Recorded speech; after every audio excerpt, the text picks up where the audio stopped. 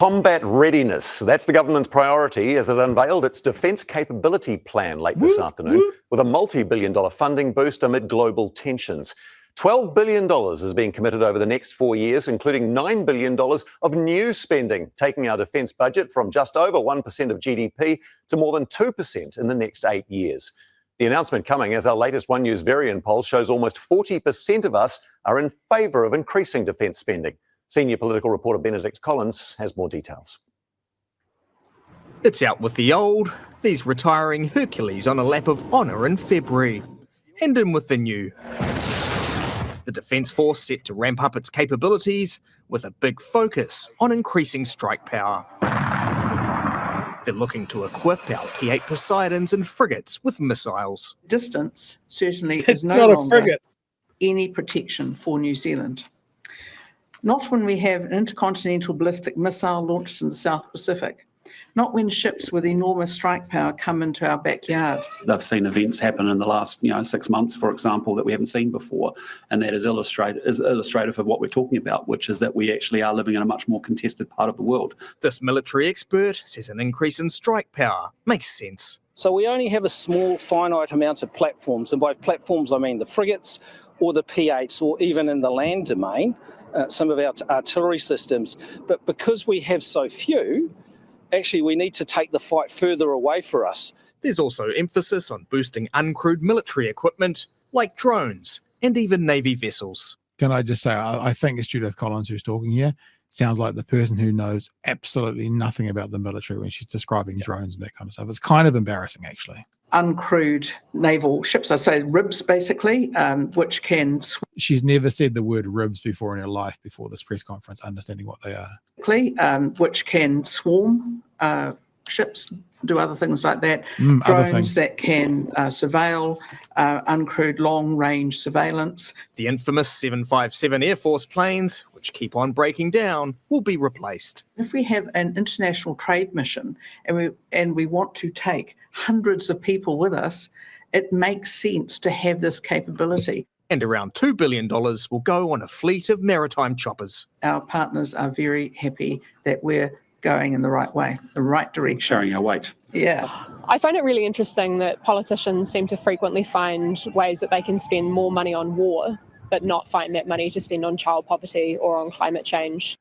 Really good point, eh? I think it's really fair. The question is, shouldn't they be doing both? But we'll let Chloe get to the end of it. And in our latest One News Varian poll, we asked the public if they approved or disapproved of New Zealand increasing its spending on defence. Almost 40% of us are in favour of increasing spending, while almost a quarter of us are not. But a large chunk of New Zealanders felt they didn't know enough to... It's funny again, the headline is 40% of New Zealanders approve. They didn't say the same number approve that don't know. So in other words, 60% disapprove or don't know is actually another completely valid headline. Strange they didn't take that path, though. By and large, I'm not really in favour of spending money on defence. So I say it's indefensible, and I do mean that. Yeah, I think the world should be moving much more towards helping one another instead of gathering arms to clobber each other. They're going to increase defence spending, and I think that's a good thing. I don't think we're doing enough to support our defence forces and our troops. A new look defence force now on the horizon, the government insisting it's in the country's best interest. There you go. That'll do. We won't have the stand-up afterwards. Chewie, this is your department. Yes. The Department of Chewie. As BHN's official defence correspondent, I think I can take that. Hey, in broad strokes, I approve of this. Okay. The devil is in the detail, however. We have the military spending here has been real feast or famine stuff for decades. There was a big defence white paper done in the 2000s of basically some long-term planning around what the Defence Force needed. There was some big spending and there were some fucking horrible decisions that came out of the government at the time. One of the ones is LAV armoured vehicles. We had to replace about 100 old APCs and some tanks. And so we bought 400 LAVs and then stuck all of them in a warehouse and used about 16 of them. We never had the crews for them. We spent way too much on them. They didn't meet the requirements of what we bought them for by the time we got them. It was dumb. We've spent money on Navy ships that were, again, that classic thing like we're talking about with the ferries. They were half-assed for our needs and our conditions, and they were purchased based on a price tag. The Charles Upham is the Navy ship that I'm talking about.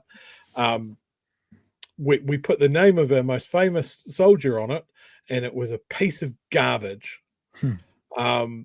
I think, broadly speaking, increasing our defence spending to 2% to match our closest defence partner, Australia, is the right thing to do.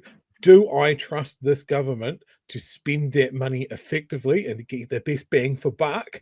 No, I do not. This is money that should be spent on training. It should be money that's spent replacing facilities like buildings on Defence Force bases and that sort of thing. Talking about upping our combat effectiveness by buying missiles and drones, which clearly Crusher Collins knows lots about. You know, the equipment that goes bang, I think is a poor way to spend that money. The Defence Forces has a huge job to play in New Zealand and in our region, and we do have to pull our weight with our partners, especially Australia.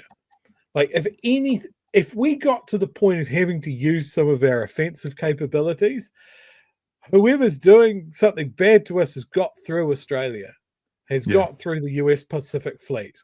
Like it's not going to matter how much stuff we have that goes bang here. I'm going to comment on Luxon's little comment of, like, you know, referring to the Chinese flotilla that came through. You know, we're seeing things that we've never seen here before. We have seen it. We've just seen it from allies. The US Navy sails around this part of the world often. Absolutely not a problem. The Chinese do it and we lose our fucking minds.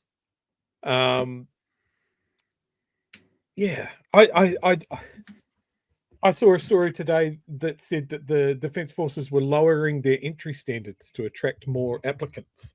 That seems also the wrong way to go. It used to be that people would join the military to get skills and have a career and do the trades, and all of that stuff's been run out of the military. And now it just seems like we can't get good people. We can see from the global environment now that warfare has changed. You look at what's happening at the Middle East with the Houthis, you look at operations in the Ukraine and that sort of thing. It does not matter what missiles we buy. Like 9 times out of 10, we're going to burn them out on training, or they're going to sit on a shelf and age out. We need to know how to use this stuff, because if stuff goes wrong, if we do go to war, if we do get involved with peacekeeping, we need to have guys that know how to do it, that know how to teach people to do it. We need to have more training with the Australians. We need to pull our weight with them. But I think that money that they're talking about could absolutely be blown by buying one ship. You know, there's an adage when it comes to military spending, is that you're always buying stuff for the last war you fought or the last war you saw, but not for the war that's coming. I don't know enough about it to pass any sort of when does it ever stop me, people will say. But I'm interested in some of the words I've heard. You know, our partners will be happy. What the fuck does that mean? What partners? Why will they be happy? What are they promising? Because I, like you, we'll come back to the devil's in the detail. Like I said, when we have a natural disaster, when we need help within the confines of New Zealand, the military is always the ones that are there to help them do it. Like we're peacekeepers within New Zealand when they need to be as well. So when Luxon said, you said the same words, but when Luxon said we're going to make sure we pull our weight, what does that actually mean? Does that mean we're committing to forces internationally fighting? Is that boots on the ground around the world where our partners need us? These are all the things that I'd like to know. I think unquestionably the infrastructure of our armed services, our defence forces, is 1990s onwards. It needs to be replaced. It needs to be upgraded. I'm okay with that. To what Chloe said though as well, just remember, they can find $2 billion now to do this. Where's that fucking come from? down the back down the back of the couch? Has it just been like 100% a valid criticism? Like, I'm not such a war hawk that I can go. There it is, down the back of the couch. Like, and if they came out and they said, "Oh, that $3 billion tax cuts, we're going to wipe that, and we're going to go back to $8 a kid for meals, and and also do the other things," I'd be more open to it. So I'm distrustful of this government. All of a sudden, they found $2 billion like that when they couldn't do an extra $100 million on school lunches. They couldn't do what we work out to be maybe $100 million on bowel screenings. All those things couldn't be done. But boom, rub the magic lamp, and $2 billion pop up for the military. I'm not against the idea of upgrading what they need, especially when it comes to machinery and infrastructure, that kind of stuff. But I am very dubious about how that money just magicked itself up with no thing. And the other thing is, before I throw it back to you, Chewie, is they said in the stand-up, which we didn't get to, is no talk of increasing wages for any of the service people. So this big spend's got nothing to do with let's pay them a better wage to attract more people. It's exactly what we've talked about with other frontline government paid staff, right? Nurses, teachers, police, military. They're all been hammering out for pay rises, and look, certainly, especially for army personnel, starting out in the army is brutal. The on-base housing is stuff that we built in the 40s. I think famously it was excluded from the healthy home stuff. so it was just like, and that stuff turns people off, right? Paying conditions. That's how you retain people. Paying conditions. People that sign up for this job want to serve their country. They're not in it for necessarily an easy ride. And I think when they stick their hand up and go, things are out of whack here, then it is. I think objectively you can look at the state of the world, and you can look at the state of things in the Pacific as well, and go, the world's a more unstable place than it ever has been for a long time. And I think that comment that you made, Pat, of like, who are the partners that we are talking about? Look, I would put and keeping happy. That's what you said. Keeping them happy.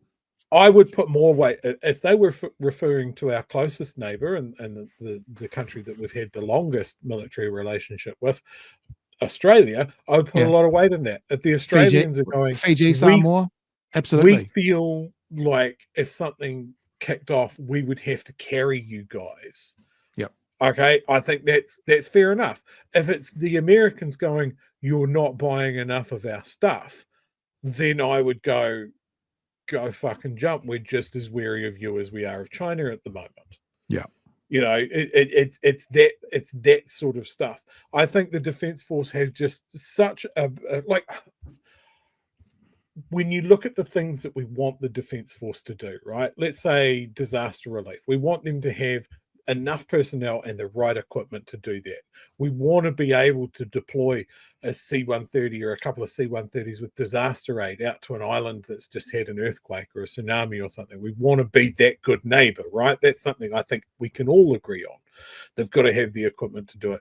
They've got to have the trained staff to do it. I would like to have it that, we lost soldiers on peacekeeping missions in East Timor and Afghanistan. I would like to think that we sent them with the right training and the right gear so that doesn't happen. I would like us to have the ability to, like, if it came to it, say, hey, look, we need a UN peacekeeping group to enforce a ceasefire in Gaza or a ceasefire in Ukraine, that New Zealand Defence Forces would be able to put their hand up and go, we have soldiers that are trained and ready and equipped to do this safely and effectively. And I think at this point you can flip a coin whether that's true or not. I know we really struggled to get enough personnel to go to Afghanistan. So, I think some people would be surprised that I took that position. Some people maybe not so much. But I think this is one of the things that a government needs to do. It needs to do it well. And I don't think any government has really done a great job of this. And I think it's because of a lack of experience and a lack of knowledge. Sure, Judith Collins has had to do some stuff around police. What experience does she have on Defence Forces? The last defence minister that I can recall that had actually served and seemed to know his shit really well was Ron Mark of New Zealand First. Yeah. He was a very well-regarded Minister of Defence. But we haven't had that since. I haven't seen any comments from Labour. Maybe they have, maybe they haven't. I just literally haven't seen it. And I do want to acknowledge what Chloe was saying is correct. Like, yes, this needs to be done, but it's a remarkable how quick we found the money for this. Yeah. When we have been bitching and squabbling about critical national infrastructure, hospitals, ferries, feeding kids, all of this sort of stuff. We want to be able to do it all. But there's two things that the government has been able to just magic up money over, and that's a big fucking tax cut for landlords. Yep. And a whole lot of extra defence spending. But conveniently, they've stacked that on top of the funding that Labour had already lined up as well. So, yes, yeah. Gary here is saying that the ghost of Archibald Baxter is giving me the side eye. I'm very unhappy about that. You might have to go do a little walk down to his garden then and repent. Is that what we're saying? Well, since I visit that memorial every Anzac Day, yes, I will. Look, nobody here is cheerleading for war. Don't call me in. Hey, don't speak for me. Maybe I am. Don't speak for me. You don't know. There you go. Pat signing up for the shock troopers.